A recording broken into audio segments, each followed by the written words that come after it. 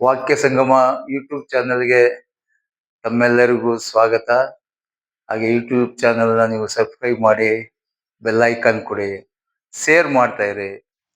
ಮತ್ತೆ ಇವತ್ತಿನ class noun class. ಈ ಕ್ಲಾಸ್ ಅಂದ್ರೆ ಉಪವಾಕ್ಯಂಗೆ ಅಂತ ಅದರ ಅರ್ಥ.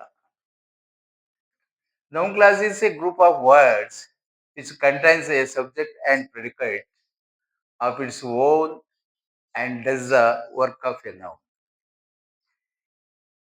ಈ ನೌನ್ ಕ್ಲಾಸ್ ಅಂತ ಇಲ್ಲಿ ಸಬ್ಜೆಕ್ಟ್ ನಾವು ತಗೊಂಡಿದ್ವಿ.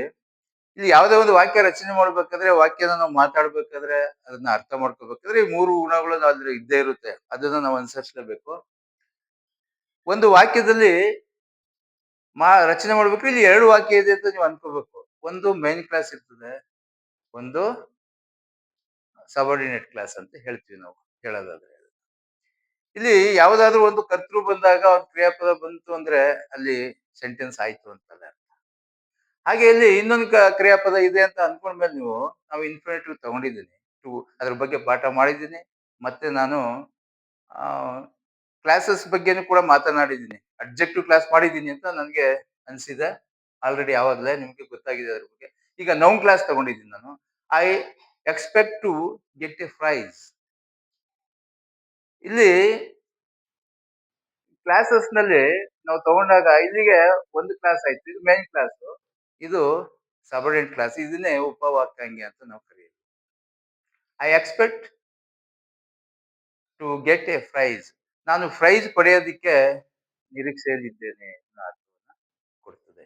I except that, I expect that I shall get a prize. ಇಲ್ಲಿ ದಟ್ ಅಂತ ತಗೊಂಡಿದ್ದೀನಿ.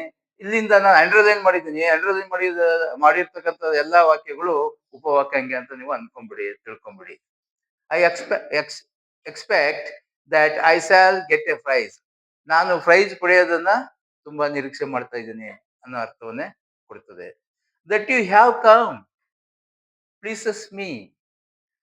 ನೀನ್ ಬಂದಿದ್ದು ನನಗೆ ಸಂತೋಷವನ್ನು ಉಂಟು ಮಾಡ್ತದೆ ಅನ್ನೋ ಅರ್ಥವನ್ನ ಕೊಡ್ತದೆ. ಇಲ್ಲಿ ದಟ್ ಯು ಹ್ಯಾವ್, ಇಲ್ಲಿ ಇದನ್ನ ಉಪವಾಕ್ಯಾಂಗ ಅಂತ ನಾವು ಹೇಳ್ತೀವಿ. I after wondered how you are getting on. ಇಲ್ಲಿ ಗೆಟಿಂಗ್ ಆನ್ ಅಂದ್ರೆ ನಿಮ್ಮ ಜೀವನದಲ್ಲಿ ಹೇಗೆ ನೀವು ಸಫರ್ ಆಗ್ತೀರಿ, ಸಕ್ಸಸ್ ಆಗ್ತೀರಿ ಅನ್ನೋದನ್ನ ಹೇಳ್ತದೆ. ಹೇಗೆ ಆಗ್ತೀರಿ ಅನ್ನೋದೇ ನನಗೆ ಪದೇ ಪದೇ ಆಶ್ಚರ್ಯ ಅನ್ನೋ ಅರ್ಥವನ್ನ ಇದು ಉಪವಾಕ್ಯಾಂಗ ಕೊಡ್ತಾ ಇದೆ. I fear that I shawl fail. ನಾನು ಅನುತ್ತೀರ್ಣನಾಗ್ತೀನಿ ಅನ್ನೋದು ನನಗೆ ತುಂಬಾ ಭಯ ಅನ್ನೋ ಅರ್ಥವನ್ನು ಕೊಡುತ್ತೆ. ಇಲ್ಲಿ ದಟ್ ಇದೆಯಲ್ಲ, ಇಲ್ಲಿ ನೋಡ್ಕೋಬಹುದು ನೀವು ಪೇಜ್ ಹಾಗೆ ಆಗಿದೆ ಅಂತ ಹೇಳಿ.